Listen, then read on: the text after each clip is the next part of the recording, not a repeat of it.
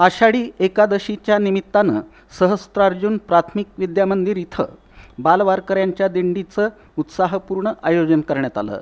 वारकरी संप्रदायाची परंपरा, भक्ती, संस्कार आणि सामाजिक जाणीव यांचा सुंदर संगम या उपक्रमातून अनुभवायला मिळाला.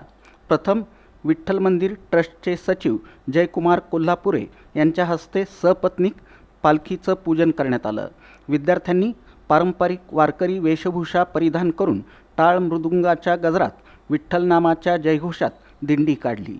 दिंडीतील रिंगण सोहळा, विठ्ठल रुक्मिणी आणि अश्वाचं आकर्षक सादरीकरण हे या कार्यक्रमाचं विशेष आकर्षण ठरलं.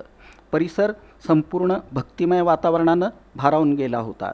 यावेळी विद्यार्थिनींनी महिलांच्या सन्मानार्थ घोषवाक्यांचे फलक हातात घेऊन जनजागृती केली. उपस्थितांनी या उपक्रमाचं विशेष कौतुक केलं.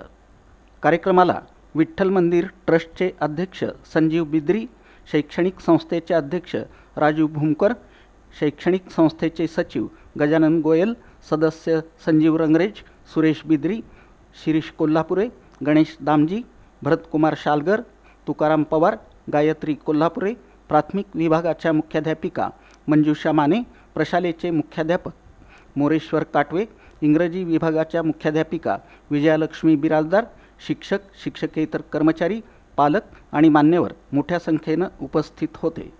या दिंडीत 500 विद्यार्थी सहभागी झाले होते. या कार्यक्रमाच्या यशस्वी आयोजनासाठी सांस्कृतिक विभाग प्रमुख वंदना आळंगे, सुवर्णा भोपळे, शाळेतील सर्व शिक्षक आणि शिक्षकेतर कर्मचाऱ्यांनी परिश्रम घेतले.